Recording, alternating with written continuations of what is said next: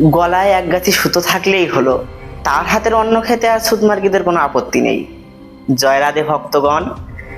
বর্তমান সময়ের জাতি, ধর্ম, সংস্কৃতি ও সমাজতন্ত্র নিয়ে বহু মহান ব্যক্তিরা তাদের বহু মতামত প্রকাশ করেছেন, আর তারই মধ্যে একজন হলেন স্বামী বিবেকানন্দ।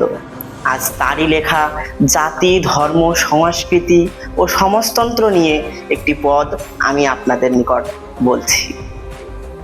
ছুঁয়ে না করে ছুতমার্গীর দল দেশটাকে ঝালাফালা করে তুলেছে, তবুও ভালো মন্দ লোকের বিচার নেই। গলায় এক গাছি মালা থাকলেই হলো, তার হাতের অন্ন খেতে আর ছুতমার্গীদের কোনো আপত্তি নেই। তোদের যত কিছু ধর্ম এখন দাঁড়িয়েছে গিয়ে কেবল ভাতের হাঁড়ির মধ্যেই। অপর জাতির ছোঁয়া ভাতটা না খেলেই যেন ভগবানকে লাভ করা হয়ে যায়। শাস্ত্রের মহান সত্য সকল ছেড়ে এখন খোসা নিয়েই মারামারি চলছে। ধর্ম কি আর ভারতে আছে দাদা? জ্ঞান মার্গ, ভক্তি মার্গ, যোগ মার্গ সব পলায়ন। এখন আছে কেবল ছুত মার্গ।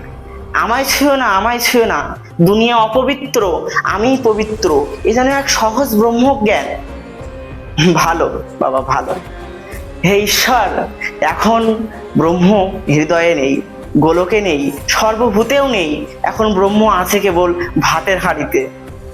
রাধে রাধে।